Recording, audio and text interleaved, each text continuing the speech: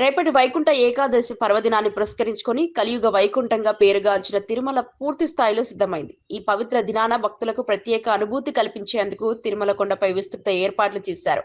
ఆలయ పరిసరాలు, కట్టడాలు, మాడవీధులు పుష్పాలతో, విద్యుత్ దీపాలతో సుందరంగా అలంకరించారు. పిరమిట్లు గొలిపే దీప కాంతులతో తిరుమల అంతా వెలుగీనుతుంది. వైకుంఠ ఏకాదశి సందర్భంగా ఉత్తర ద్వారం దర్శనానికి విశేష ప్రాధాన్యం ఉండటంతో శ్రీనివాసుడిని ఉత్తర ద్వారం నుంచి దర్శించుకునేందుకు లక్షలాది మంది భక్తులు తిరుమలకు చేరుకుంటున్నారు. భక్తుల రద్దీని దృష్టిలో పెట్టుకుని ఆలయ అధికారులు క్యూ లైన్ల నిర్వహణ, భద్రతా ఏర్పాట్లు, త్రాగునీరు, వైద్య సదుపాయాలపై ప్రత్యేక దృష్టి సారించారు.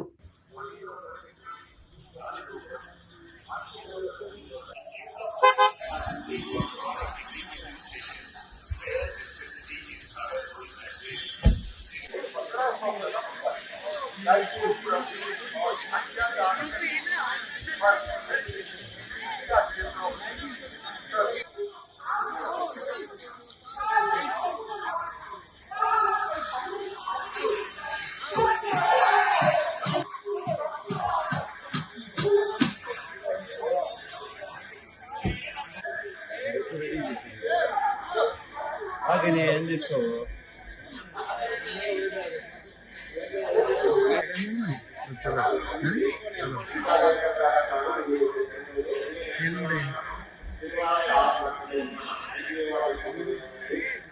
దేవుడు అంటే భక్తులు ప్రాణాలు చూడడం లేదంటే భక్తులు వచ్చి ఇబ్బంది పెట్టాడు.